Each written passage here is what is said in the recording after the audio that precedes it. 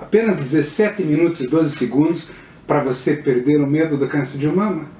Todo ano é a mesma coisa. Pacientes vêm à consulta angustiadas para saber se já estão com tumor ali escondido. Dessa vez eu deixei de propósito passar o Outubro Rosa para chamar a atenção que mais que um mês rosa, a prevenção deve seguir todo ano.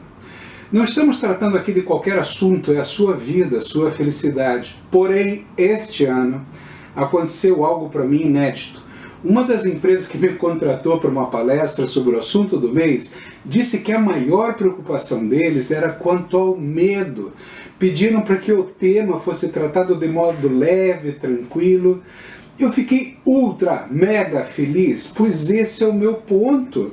O resultado foi tão significativo, foi tão bom, as reações, os comentários, que eu decidi montar aqui para você uma aula suficiente para você ter a mesma experiência daquelas mais de 1.500 mulheres. E foi muito interessante que muitos homens participaram, o que mostra hoje uma preocupação cada vez maior dos homens com as suas esposas, mães, irmãs. Aqui serão 17 minutos e 12 segundos cravados, cada segundo preparado para você. Aproveite, não deixa passar. Eu acredito que um dos maiores problemas que nós enfrentamos na vida é um tal de medo. Medo de tudo, medo trava, o medo protege, mas o medo atrapalha.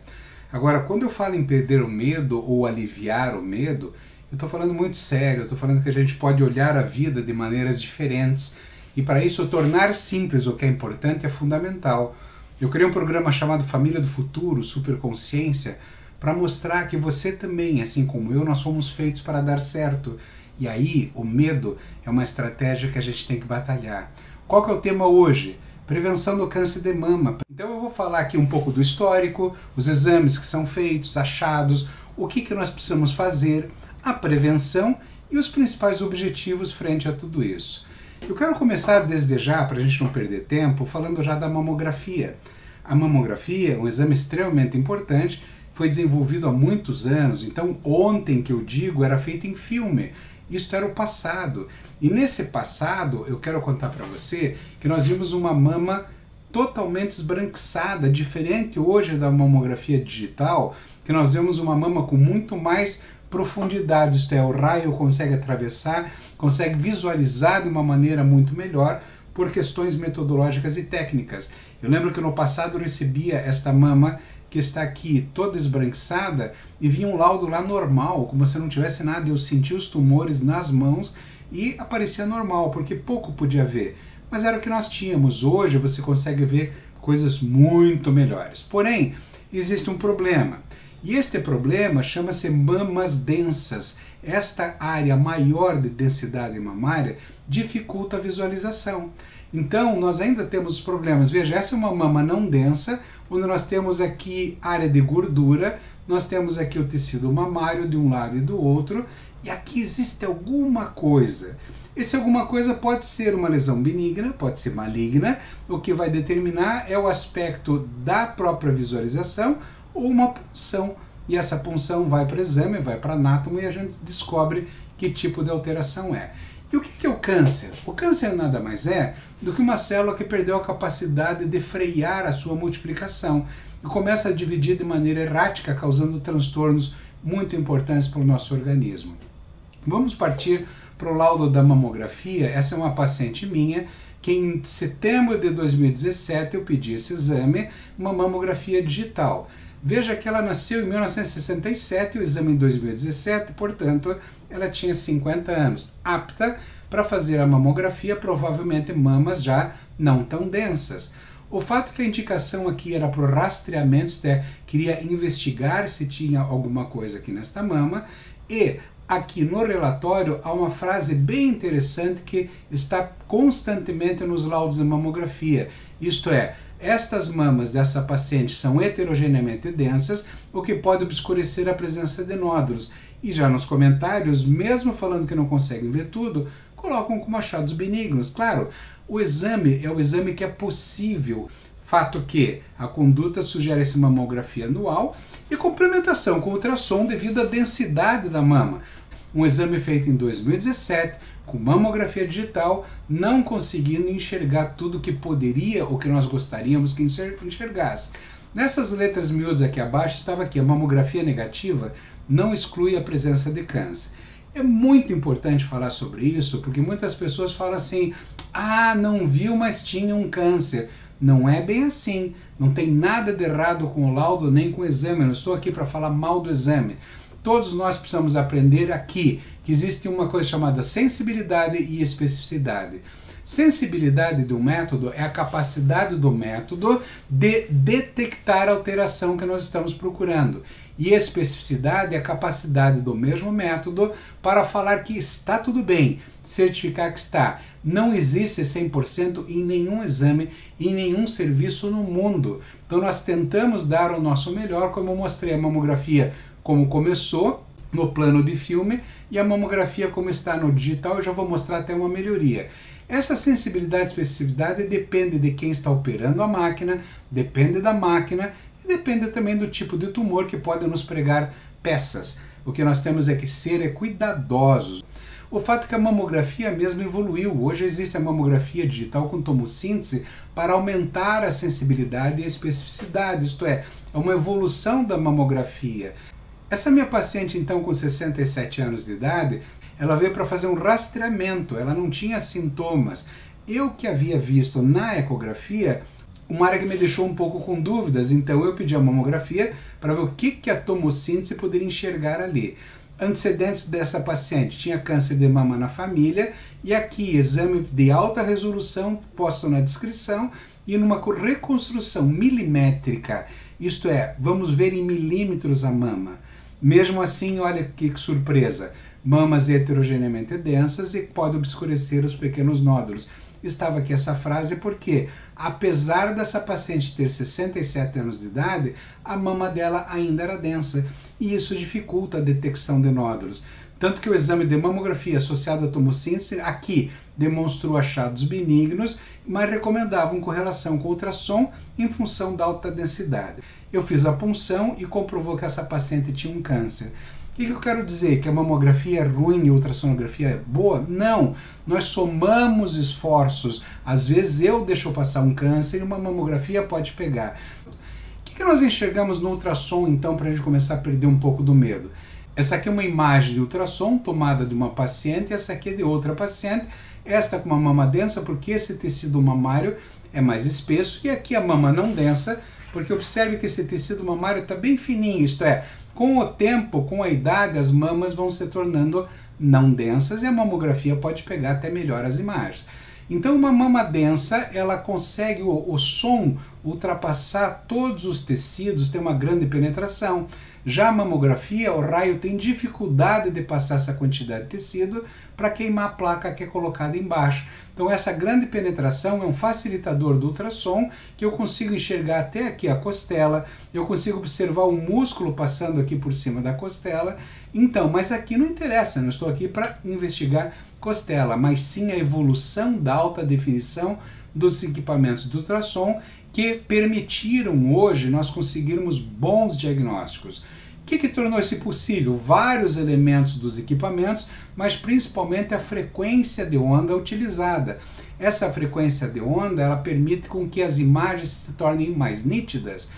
Veja, o meu primeiro equipamento de ultrassom tinha 3.5 MHz, depois eu comprei um de 5 MHz, ambos passíveis para a gente poder enxergar muito bem a parte da obstetrícia. Depois eu tive de 7,5, 10, 16, hoje tem até de 18 MHz. Todos eles são ótimos para obstetrícia, porém, a partir de 7,5 permitiu a visualização melhor das mamas. Com um equipamento de 7,5 MHz, eu consegui detectar meu primeiro câncer por ultrassom, que tinha 2,8 milímetros. Depois eu já tive equipamento de 10, hoje meu equipamento chega a 16. Porém, eu mantenho ele com 12,3 MHz, senão eu começo a ver chifre em cabeça de cavalo. Então o ultrassom já alcançou uma grande definição para que a gente possa enxergar exatamente aquilo que a gente procura. Como é que eu explico o exame para uma paciente? Está aqui. Imagine uma torta, eu falo para ela, você traz uma torta para mim e pede para eu procurar aqui no recheio onde é que você colocou ou uma castanha ou uma uva passa irregular. Já vou explicar melhor a diferença das imagens para você. Mas veja bem, aqui nessa espessura eu tenho a camada de açúcar da torta, que é a pele. Olha, eu consigo enxergar a espessura da pele. Logo abaixo eu tenho a massa, que nada mais é do que a gordura. Depois da gordura eu tenho o tecido mamário propriamente dito. Eu chamo de recheio. Depois a massa novamente. E, por fim, lá para baixo, o que eu chamei de fundo queimado. Tirei até a imagem aqui, que é pleura, pulmão, costela, que, como eu falei, não interessa para nós. Muito bem, vamos continuar. Por curiosidade, eu coloquei uma imagem aqui, que mostra que daqui para baixo eu tenho uma prótese. Que muita gente pergunta, mas quando eu tenho prótese de mama, dá para fazer o exame? Olha, toda a mama fica aqui para cima, não atrapalhando em nada. A prótese empurra a mama e nada a ver. Muito bem, eu estou passeando por uma mama e de repente encontro uma estrutura assim bem delimitada, bem homogeneazinha, até com esse reforço acústico posterior, comprovando que aqui tem líquido. Observem o tamanho desse cisto, isto é, a medida daqui até ali tem 3 milímetros. 3 milímetros é nada. Agora imagine você que no aparelho daqui até aqui, ele regula com 1 centímetro. Mostra que os aparelhos conseguem apresentar as estruturas de uma maneira maravilhosa hoje em dia, que a gente consegue ver nitidamente o que é. E esse aqui é um cisto absolutamente benigno. E se não fosse? Isto é, e se fosse alguma coisa assim, meio irregular, escura, ainda teria esse mesmo tamanho, absolutamente curável. Qual que é o tempo para crescer até 1 centímetro? Isto é, de 1 milímetro até 1 centímetro? 7 a 12 anos. Se a gente consegue ver uma paciente uma vez ao ano, a chance de detectar um tumor, mesmo que eu tenha deixado passar esse pequenininho aqui de 3 milímetros, daqui 2, 3 anos a gente pega ele um pouquinho maior, ainda abaixo de 1 centímetro. Porém, atenção, existem tumores de rápida evolução. Tumores que não foram detectados em exames anteriores, sim. Existem tumores, principalmente aqui, tumores atípicos, isto é, aqui existe uma harmonia. Perceba que existem linhas aqui seguindo retas e de repente há uma quebra dessa harmonia. Nós chamamos inclusive quebra de estrutura. Existe ali talvez um tumor fantasma. Os achados habituais no ultrassom, o que eu posso encontrar aqui? Um cisto de bordos bem delimitados, com esse reforço acústico posterior. Também posso encontrar um nódulo que também é bem delimitado, porém ele é mais homogêneo internamente, no sentido que você percebe que ele é sólido, diferente do líquido, que deixa absolutamente preto. Não tem tanto um reforço posterior, por quê? Porque ele é sólido. Agora veja bem, cistos e nódulos eu chamo de cordeiro. Eu falo para os pacientes muitas vezes, não existe lobo em pele de cordeiro. Na mama, cisto é cisto, nódulo é nódulo. Não tem que ficar procurando ver se ele vai virar um câncer, ficar meses angustiadas depois de um exame. Esqueça, isso daqui não tem problema. O problema é quando a gente encontra esta imagem. Não tem bordos nítidos, bem mais preta no interior, diferente daqui, porque esse preto é porque tem tanta célula aqui dentro que o som mesmo não passa, fazendo até uma sombra posterior. Isso é muito característico de um lobo. O que é um lobo? O lobo é o câncer. Então não é cordeiro, é um lobo. Agora vamos voltar ao objetivo maior dessa apresentação, é perder o medo. Procura-se, quando eu faço um exame, filho de lobo, filhotinho de lobo, que nada mais é do que lobinho. Você não precisa ter medo de lobinho. Lobinho é câncer, sim, mas é tão pequenininho. Esse daqui, por exemplo, tem 7 milímetros. Então é só fazer um pequeno procedimento, a gente chama uma quadrantectomia, tira aquele quadrante da mama e resolve seu problema. O que eu estou tentando te falar aqui é que o objetivo nosso é chega de viver apavorada achando que já vai estar com câncer ali adiante. Vamos até mostrar como evitá-lo durante essa apresentação. Mas como que nós vamos conseguir isso? Exatamente agora, com o que a gente chama de prevenção primária. A prevenção primária quer que isso aqui não aconteça. Como é que eu faço para não acontecer? Nutrição adequada e atividade física. Está mais do que comprovado que esses dois aspectos da vida humana protegem para o câncer de mama. É fundamento de vida para tudo. Ah, doutor Jacir, mas eu quero fazer um exame genético para ver se eu tenho predisposição. Vamos procurar se eu tenho BRCA1, BRCA2, que são marcadores tumorais para câncer de mama? Será que eu preciso fazer um exame que é caro para saber se eu tenho predisposição? Num dos meus livros de alimentos, eu mostro um capítulo inteiro sobre a genética, como é que eu faço para descobrir se um paciente tem predisposição. E aqui é simples, gente, é só perguntar a história familiar.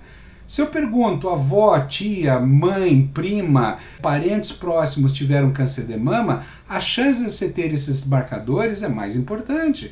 Agora, eu vou tratar uma paciente que não tem marcador nenhum de uma forma displicente? Não, eu vou fazer prevenção primária da mesma maneira, porque nós não somos nossas mamas, nós somos nosso corpo todo e sempre vai ter um primeiro caso na família. Então, gente, isso aqui é importante, a prevenção primária versa para todo mundo. Eu não preciso gastar fortunas em exames genéticos, equipamentos caros para saber, e é só perguntar como é que é a história de câncer na sua família. Isso me leva para a prevenção secundária. Na primária, eu não quero que aconteça. Na secundária, eu quero achar se ele já aconteceu. Fala-se muito do autoexame.